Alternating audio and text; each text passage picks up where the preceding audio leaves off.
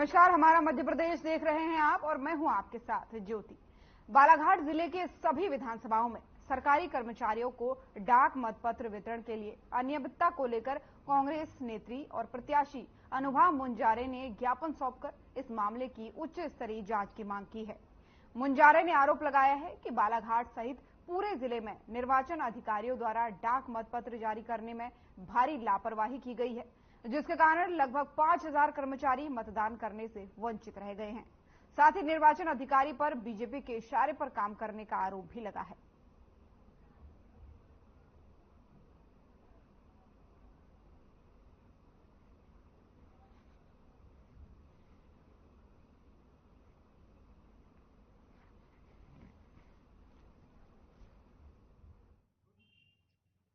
पहचान रखने वाले कांग्रेस के नेता हमारे भाई अनिल सोनी जी का नाम मतदाता सूची से कट गया। बताइए, वो अपने वार्ड में जो रिकॉर्ड मध्य प्रदेश में सबसे ज्यादा वोटों से वो जीतते हैं, या चाहे वो किसी भी प्रत्याशी को खड़ा कर दें, वो उतने ही मतों से जीत के आते हैं। अनिल सोनी जी का नाम कट गया, तो इससे आप सोचिए कि स्पष्ट है ना, जो कांग्रेस के नेता है और अच्छे नेता हैं, कांग्रेस की ताकत बढ़ाने में अपना योगदान देते हैं, तो ऐसे कई वरिष्ठ जनों के नाम कटे। और मैं स्पष्ट रूप से कहना चाहूंगी, प्रमाणित कर दूंगी मैं कि भाई कांग्रेस के ही समर्थकों के नाम काटे गए, और ये भी एक बहुत बड़ी साजिश के तहत हुआ है।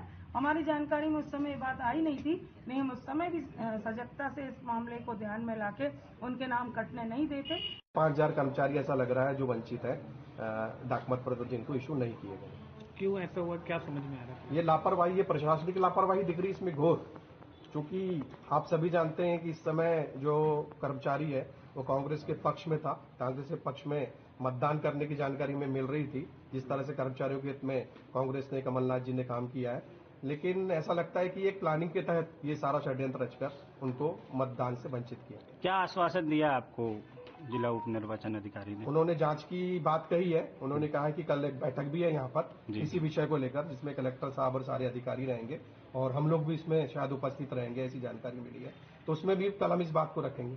क्या लगता है भाई साहब कि एक जिम्मेदार अधिकारी जो जिम्मेदार है वो इस संबंध में मीडिया से चर्चा करने से मना कर रहा है, क्या मानते हैं? अब ये तो आप लोगों के सामने प्रत्यक्ष प्रमाण है। अगर मना कर रहे हैं तो मतलब कहीं ना कहीं कुछ बात है कि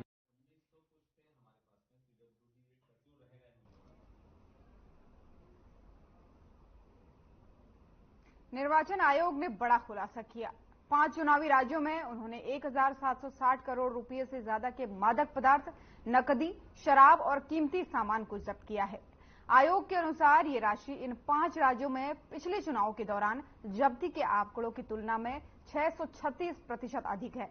ऐसा दावा किया जा रहा है कि ये सभी चीजें वोटरों को आकर्षित करने के लिए रखी गई।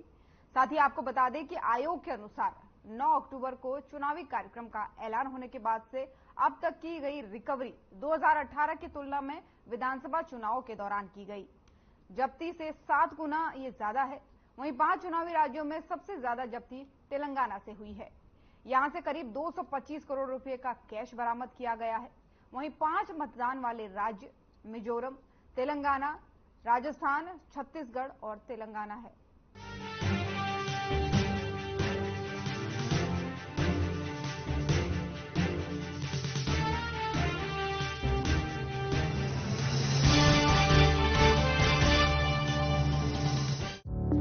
Through constant innovation, the group provides its clients with value-added, environment-friendly products. We are committed to provide quality products and services at optimum cost with the continuous improvement in the quality management system. Producing high-value paper, making us India's largest producer of branded papers, fine papers and packaging broad segments. Focused on customers in all our operations. Hence, extensive investments are made towards people and people practices.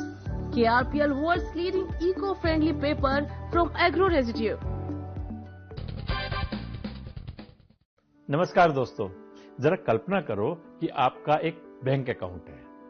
उसमें हर रोज सुबह सुबह 86,400 रुपए जमा होते हैं, जो आपको उसी दिन रात तक खर्च भी करने हैं। और यदि आपने पूरे खर्च नहीं किए तो आपका बैंक बैलेंस अमाउंट फॉरफिट हो जाएगा, यानी जब्त हो जाएगा। उसे अगले दिन कैरी फॉरवर्ड नहीं कर सकते। अच्छा, ये राशि 86,400 है और इतनी ही रहेगी, ना कम होगी ना ज्यादा। अब आप क्या करोगे? एक समझदार व्यक्ति की तरह एक बजट बनाओगे और उससे पूरा का पूरा खर्च करने का प्लानिंग करोगे। दोस्तों, हमारा ऐसा ही एक बैंक अकाउंट है जिसका नाम है समय। इसमें भगवान हर रोज 86,400 सेकंड जमा करते हैं।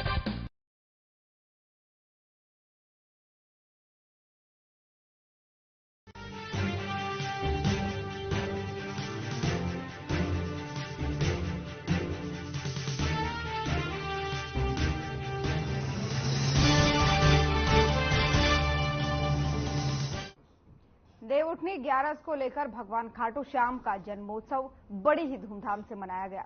नीरजपुर के एक मंदिर में ये मनाया गया, जहां पर एक महिला भक्त ने ये बताया कि खाटू श्याम पर उनकी बड़ी आस्था है और उन्होंने एक अलौकिक चमत्कार भी आर्यन टीवी से शेयर किया। इस दौरान हजारों की संख्या में भक्त लोग उपस्थित हैं। मंदिर में एक दीवार पर काफी नारियलों को बांधा भी गया है। इस मंदिर के मुख्य पुजारी ने भी चर्चा के दौरान टीवी के संवाददाता को बताया कि इस मंदिर में विशाल भजन संध्या का आयोजन भी था। भक्तों ने केक काटकर खाटू श्याम भगवान का जन्मोत्सव मनाया।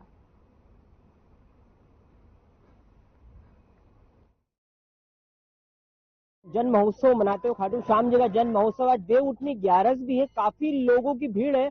बड़वानी से काफी दूर हम हैं निसरपुर में। कुछ ऐसे भक्त हैं जो काफी मानते हैं खाटू श्याम जी को। जी, आपका नाम बताइए। रीना सोनी। रीना सोनी जी, कितनी आस्था रखते हैं? आज खाटू जन्म महोत्सव भी है खाटू श्याम जी का, उसके बारे में थोड़ा सा बताइए। आज बाबा का जन्मोत्सव है और उस बाबा की महिमा का मैं क्या बखान करूं। बाबा की महिमा का जितना बखान किया जाए उतना ही कम है, क्योंकि बाबा का चमत्कार इतना अलौकिक होता है कि जिसके साथ होता है वही उसकी महिमा जान सकता है। तो क्या ऐसा चमत्कार हुआ कि आपकी आस्था और बढ़ गई खाटू श्याम भगवान के ऊपर? बाबा को जुड़े मुझे तकरीबन 6 महीने ही हुए, ज्यादा टाइम नहीं हुआ है। लेकिन मैं बड़वानी से निसरपुर तक मैं 3 ग्यारस तक पैदल आती हूँ और चौथी ग्यारस मेरे साथ ऐसा हुआ कि जो ऐसी घटना घटी कि जिसके बारे में मैं बताऊंगी तो शायद आप लोगों को भी बहुत अजीब लगेगा। मैं मधुबन कॉलोनी में रहती हूँ बड़वानी में, और वहाँ से मधुबन कॉलोनी से मैं अंजर नाके तक वहाँ तक चल कर आई। इसके बाद फिर मेरे साथ ऐसा कुछ चमत्कार हुआ जो मैं आज आप सबके सामने बताना चाहती हूँ। मैं वहाँ हॉस्पिटल के वहां तक आई अंजर नाके में, और वहां से मेरे साथ एक काला कलर का कुत्ता मेरे साथ इस तरह वो संग में लगा, जिस तरह हम कहीं जाते हैं, हम किसी गाड़ी का इंतजार करते हैं कि हाँ हमें इस गाड़ी में बैठ के जाना है, इसी तरह से शायद बाबा ही मेरा इंतजार कर रहे थे कि आज मेरा भक्त अकेला आ रहा है और मैं उसके साथ। तो आप उस समय बिल्कुल अकेले जा रहे थे? अकेली दिन का टाइम था यार? सुबह के 5 बजे हुए थे। मेरे हस्बैंड एक्टिवा से आगे आगे धीरे धीरे चलते हैं और मैं बाबा का निशान घर से उठाकर पैदल जाती हूँ। तो वहाँ से काला कलर का कुत्ता एक मेरे साथ इस तरह से लगा कि वो निसरपुर तक बाबा के मतलब स्वरूप में मेरे साथ तक आया वहाँ तक, और वहाँ आके उसने बाबा की पेड़ी तक दर्शन भी दिए और इसके बाद वो अचानक गायब हो गया। तो आप इसको एक अलौकिक चमत्कार मानते हैं? बाबा ही थे वो, चमत्कार बाबा का उसके साथ होता है जिसको बाबा पे भरोसा होता है। अच्छा, मतलब इसलिए आपकी आस्था है। और आप आज खाटू श्याम जी के लिए एक पोशाक भी लेके आए, उसके बारे में थोड़ा सा बताइए। बाबा की मेरी आस्था इतनी जुड़ी हुई है कि दिल में आया था कि मैं बाबा के लिए कुछ करूं, दिल में आया था कि कुछ उनके लिए अच्छा सा करूं कि वो मैं तो कुछ नहीं हूँ, मैं उनका कुछ कर नहीं सकती, अपन तो इंसान है, वो तो बाबा है, जो चाहते थे वो हुआ। मैं उनके लिए एक आज पोशाक बना के लाई हूँ, जितना मेरे से बन पाया उतना मैंने बाबा के लिए करा। ये वो भक्त है जो बड़वानी से पैदल चल के आए और इनकी काफी आस्था है यहाँ पर। हम इस मंदिर के मुख्य पुजारी से बातचीत करेंगे। पुजारी जी, काफी लोग आते हैं, क्या लगता है आपको कितनी संख्या में लोग हर बार 11 पे आते होंगे? यहाँ हजारों की संख्या में भीड़ होती है। हाँ। और सभी श्याम भक्त बाबा से जुड़े हुए हैं, आस्था भी बनी हुई बाबा से। और हमारे यहाँ पे जो कार्यक्रम आयोजित होते हैं उसमें भी आज खाटू श्याम जन्म महोत्सव पे क्या क्या प्रोग्राम रखा है आपने? बाबा का भव्य कीर्तन का आयोजन है और मिलकर केक भी 12 बजे काटा जाएगा बाबा का जन्मोत्सव। अच्छा, जन्म महोत्सव रात को 12 बजे मनाएंगे आप? 12 बजे मनाया जाएगा। अच्छा, वो नारियल भी मैंने देखे काफी संख्या में, दीवारों पे बहुत सारे नारियल टंगे, उसके बारे में थोड़ा सा बताइए। बाबा की जो अर्जी लगती है नारियल के रूप में बांधा जाता है, और वो अर्जी जिस समय पूर्ण होती है उस समय नारियल वो छूट जाता है ऑटोमेटिक। हारे का सहारा खाटू श्याम हमारा, इस बारे में थोड़ा सा बता पाएंगे? बाबा विराजित हुए हैं खाटू धाम में और वो सभी के लिए एक हारे का सहारा बनकर बैठे हैं, इसलिए उनका नाम रखा है हारे का सहारा बाबा श्याम हमारा। मणि जी, ये मंदिर को बना कितना समय हुआ है? हमारे मंदिर को ये दूसरा साल चल रहा है और बाबा का वर्षगांठ का कार्यक्रम भी कल से स्टार्ट है, 24, 25, 26 से, और नानी का कार्यक्रम भी रखा हुआ है। हम लोग थे निसरपुर, आपने देखा कि खाटू श्याम जी को लेकर एक महिला जो बता रही काफी उनके साथ एक चमत्कार हुआ है। भगवान की आस्था खाटू श्याम जी की उनके ऊपर बनती हुई आज खाटू श्याम जन्म महोत्सव है। खबरों में बने रहने के लिए आप हमारे साथ बने रहिएगा। मैं आर्यन टीवी से कमलेश आलासी।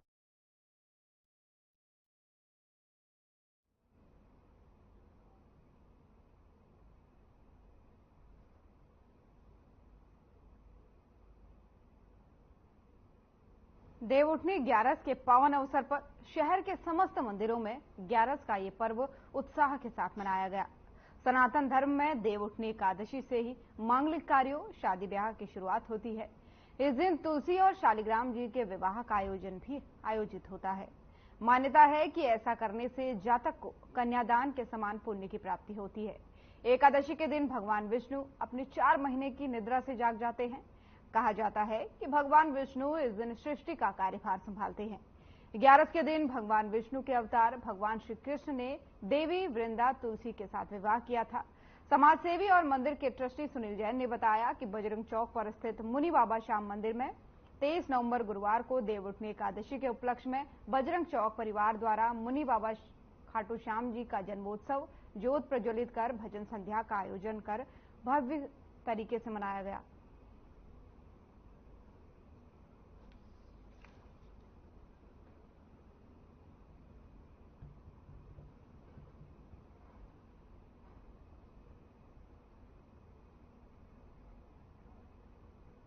रतलाम के सरसोदा गांव में आयोजित शादी समारोह में भोजन करने से फूड पॉइजनिंग से करीब 50 लोग बीमार पड़ गए, जिन्हें इलाज के लिए अस्पताल में भर्ती कराया गया।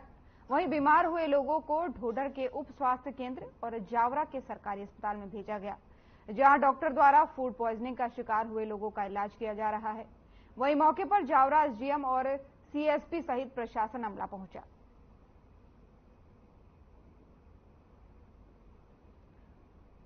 रतलाम से खबर आपको बता रहे हैं, जहां एक शादी समारोह में खाने के बाद से तकरीबन 50 लोग फूड पॉइजनिंग का शिकार हो गए, जिसके बाद से उन्हें आनन फानन अस्पताल पहुंचाया गया और उनका इलाज फिलहाल अस्पताल में जारी है।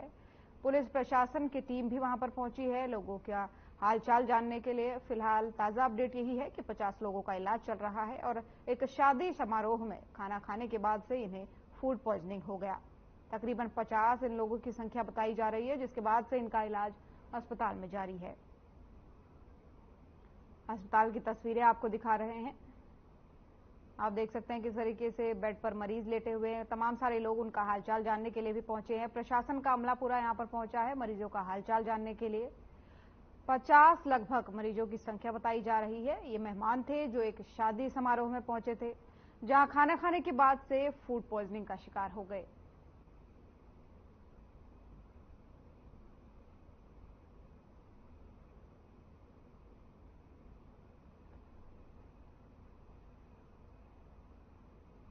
वहीं राजगढ़ में जिला चिकित्सालय के ट्रॉमा सेंटर को लेकर आए दिन शिकायतों का दौर हमेशा जारी रहता है। कागजों और प्रचार प्रसार में स्वच्छता का बखान करने वाले जिला अस्पताल के ट्रॉमा सेंटर में एक तस्वीर सामने आई है, जिसमें ट्रॉमा सेंटर के बाहर लगे वाटर कूलर में मरी हुई गिलहरी पड़ी पाई गई। इस वाटर कूलर में ट्रॉमा सेंटर के वार्डों में भर्ती प्रसूता और परिजन को पीने का पानी प्रबंध किया जाता है। कई दिनों से इस टैंक और अन्य टैंकों की सफाई नहीं हुई, जिसकी शिकायत कांग्रेस के पूर्व विधायक बापू सिंह तंवर को मिली, जिसके बाद से उन्होंने जिला अस्पताल का जायजा लिया। जब बापू सिंह तंवर ने टंकियों को खोलकर देखा तो उनमें जालियां लगी हुई थी, पूरे पानी में कीड़े रेंगते नजर आए। जब उन्होंने सिविल सर्जन को फटकार लगाते हुए कहा, या मरीज इलाज के लिए आते हैं या फिर से बीमारी लेने के लिए।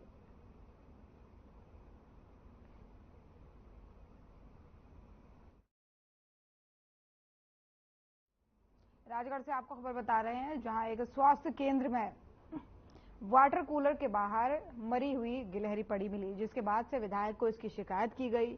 विधायक निरीक्षण करने के लिए अस्पताल में पहुंचे, जिस दौरान उन्होंने पानी की टंकियों को खोलकर देखा। तस्वीरें आपको दिखा रहे हैं। उन्होंने पाया कि पानी की टंकियों में कीड़े रेंगते दिखाई मिले और इस पानी को उस अस्पताल में आने वाले तमाम सारे मरीज पीते हैं, उनके परिजन पीते हैं, प्रसूति महिलाएं पीती हैं, जिसके बाद से विधायक ने अस्पताल प्रशासन को फटकार लगाई। उन्होंने कहा कि यहां पर लोग इलाज करने आते हैं या फिर दोबारा बीमार होने के लिए, जिसके बाद से अब उम्मीद जताई जा रही है कि अस्पताल प्रशासन में सुधार आएगा, पानी की टंकियों की सफाई की जाएगी। फिलहाल बहरहाल ताजा मामला यही है कि पानी की टंकी के पास मरी हुई गिलहरी भी पाई गई, साथ ही साथ पानी में हजारों लाखों कीड़े रेंगते हुए पाए गए।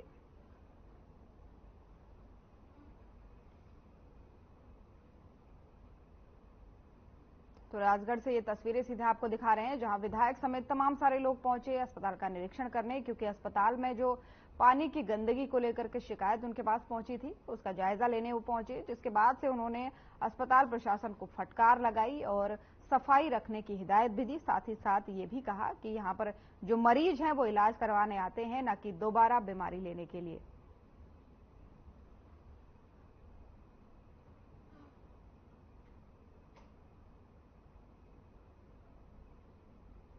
भिंड जिले के सुप्रसिद्ध मंदिर दंदरौआ धाम महंत श्री श्री 1008 महामंडलेश्वर रामदास जी महाराज ने प्रेस वार्ता कर बताया कि श्री गुरु महाराज श्री श्री 108 पुरुषोत्तम दास जी महाराज महंत बाबा की पुण्य स्मृति में प्रतिवर्ष की भांति ही इस वर्ष भी हर्षोल्लास से 27वां सियापिया मिलन महोत्सव बड़ी ही धूमधाम से मनाया जा रहा है, जिसमें डॉक्टर हनुमान जी की प्रेरणा से शिव पुराण कथा का आयोजन किया जा रहा है, जिसको राष्ट्रीय कथावाचक पंडित श्री प्रदीप मिश्रा जी के मुखांतरित से 28 नवंबर से 2 दिसंबर तक सुना जाएगा।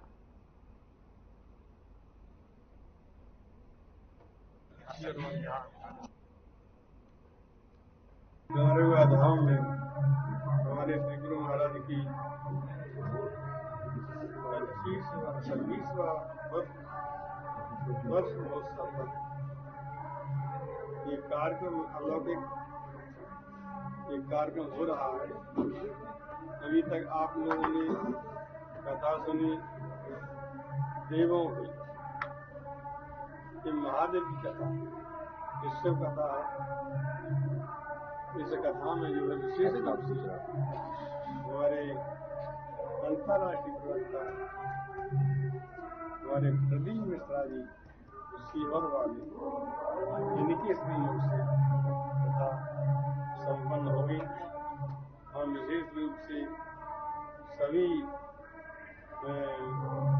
क्षेत्र और संभाग और जिले और विश्व के सभी भक्तों से, जो शिव भक्त हैं, हनुमान भक्त हैं, तो राम भक्त हैं, सभी लोगों के लिए हम प्रार्थना करते हैं। देखिए, जो पूरी व्यवस्था को हमने 3 हिस्सों में डिवाइड कर रखा है। एक तो मंदिर प्रांगण की व्यवस्था रहेगी, एक जो मेन सभा स्थल होगा वहाँ के लिए, और एक ट्रैफिक व्यवस्था। तो ट्रैफिक में अभी मेरे ख्याल से हमारे यहाँ पे 2 पॉइंट्स हैं। तो यहाँ पे मेन डोम एरिया होगा, तो उसमें भी हमारा पुलिस फोर्स रहेगा, उसका काम रहेगा कि क्या कहते हैं कोई भी ऐसी चीज़ घटना होती है तो उससे वहाँ पे तुरंत रिएक्ट करना। मंदिर में ये देखने में आया है कि कभी कभी काफ़ी पीक आवर्स में काफ़ी भीड़ हो जाती है, तो वो हमें निर्देशित कर दिया है कि जितना उसमें प्रॉपर बैरिकेडिंग करवाएं और समय से लोग निकलते रहें। 3 जगह निकलेंगे तो वहाँ पर भीड़ की ज़्यादा।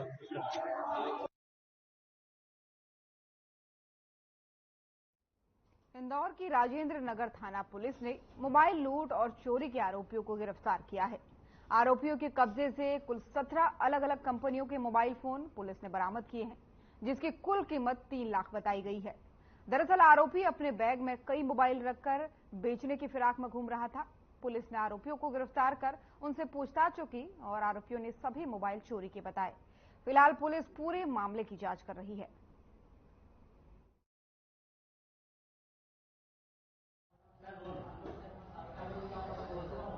इंदौर जिले के भीतर मोबाइल स्नैचिंग और मोबाइल की चोरी एक बड़ा फ्रीक्वेंट अपराध रहा है। इस संबंध में थाना राजेंद्र नगर द्वारा कल एक प्रभावी कार्रवाई की गई है, जिसके तहत थाना राजेंद्र नगर क्षेत्र से 2 व्यक्तियों को 17 मोबाइल के साथ पकड़ा गया है। इन व्यक्तियों का नाम, एक का नाम है अशोक और दूसरे का नाम है गणेश पिता जगदीश मालीवाड़। ये तेजपुर गड़बड़ी क्षेत्र के रहने वाले हैं।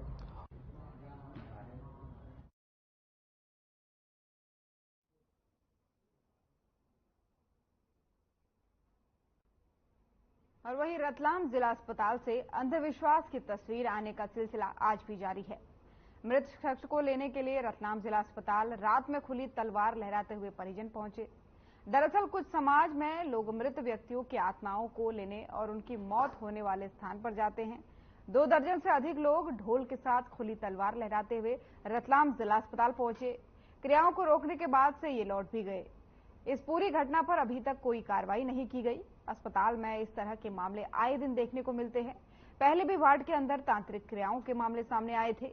ये लोग अपनी क्रिया कर लौट जाते हैं, लेकिन कार्रवाई अब तक सामने नहीं आई है।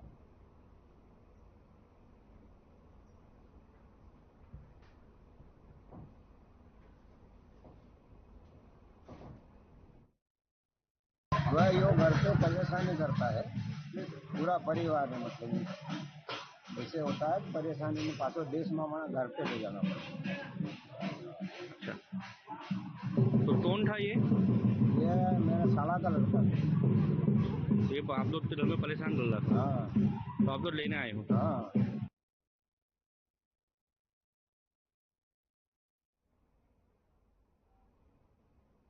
नर्मदापुरम जिले में रेत ठेके लेने वाली कंपनी सिल्वर मिस्ट ने 22 ब्लॉक रेत खदानों का ठेका लिया है।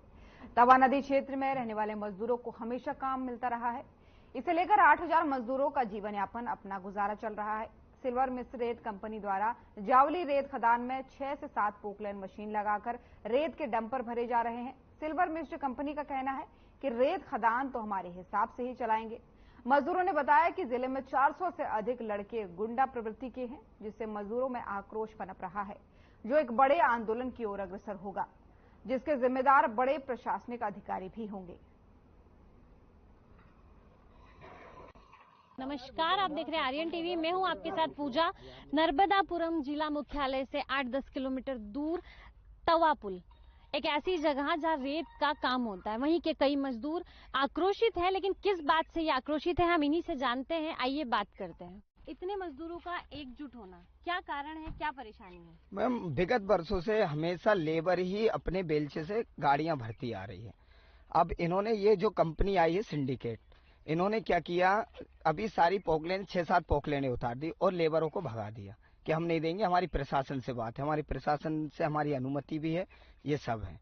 तो अनुमति तो है, हम भी मान रहे हैं, लेकिन जो लेबर बरसों से काम कर रहे हैं, जिनका खर्चा उनसे चलता है, जीवन यापन वहीं से करते हैं, अगर उन सबको निकाल दिया तो वो तो बेरोजगार हो जाएंगे। खर्चे कैसे चलेंगे? मैम, ये बेरोजगारी है, और अगर हम कोई दबाव डालते हैं, मतलब हम जाते हैं लेबर, तो प्रशासन हम पे दबाव बनाता है। कभी कोई शिकायत, कोई ज्ञापन आप लोगों ने कभी दिया नहीं? मैम, पहले भी बहुत दिए हैं, कोई सुनता नहीं है। हमारी लेबरों की कौन सुनेगा? बड़े बड़े नेताओं के फोन आ जाते हैं। तो अभी क्या स्थिति, अभी क्या कहना है आपकी कंपनी मालिक का, कंपनी का, ठेकेदार का? वो क्या चाहते हैं आप लोगों से? वो हमसे ये चाहते हैं कि वो खदान तो हम हमारे तरीके से चलाएंगे, मतलब मजदूरों को नहीं रखना है। नहीं रखना, उनका ये कहना है। जो भी काम होगा मशीनरी से होगा। हाँ, मशीन से होगा, लेबर उसके नहीं होगा हमारी। मैडम, उनकी भी तो ऐसी कंडीशन है, 400-500 लोग पिस्टल हम गए थे, तो हम पे भी कल हथियारे निकाले उन्होंने, पूरे हथियार दिखा रहे थे। कंपनी ऐसे काम हाँ, कंपनी ऐसे काम कर रही है। यहाँ एक गार्डन है, ओमकार गार्डन। ओमकार गार्डन में उनका पूरा बल है, और भिंड मुरैना सब, मतलब कोई जिला बदल अपराधी तो कोई पूरे अपराधी तो वहाँ है। अपराधी किस्म के लोगों को शरण दे रखी है और मजदूरों को डराया जा रहा है। हाँ, मजदूरों को डराया जा रहा है। आपका नाम? माखनकीर में यूनियन अध्यक्ष हूँ। क्या स्थिति है, क्यों परेशान है आप लोग? मैडम, कई 3 वर्षों से लेबर भूखी मर रही है। आज रोजगार मिला है तो प्रशासन मिलके, ठेकेदार मिलके हम लोगों का रोजगार छीन रहा है। क्या चाहते हैं? हम लोग चाह रहे हैं कि हम जो पहले बिल्चा से भरते थे, आज भी हम बिल्चा से लोडिंग करें, उससे भरें, ताकि आपके घर खर्च भी चलते रहे, जीवन यापन आसान हो जाए। आज हम बिल्चा से भरते हैं तो हमारा परिवार का पालन पोषण होता है। उन्होंने मना कर दिया है, और पुलिस पहुंचा दी है कि भगो तुम्हारा कोई काम नहीं है। पुलिस पहुंचा जी।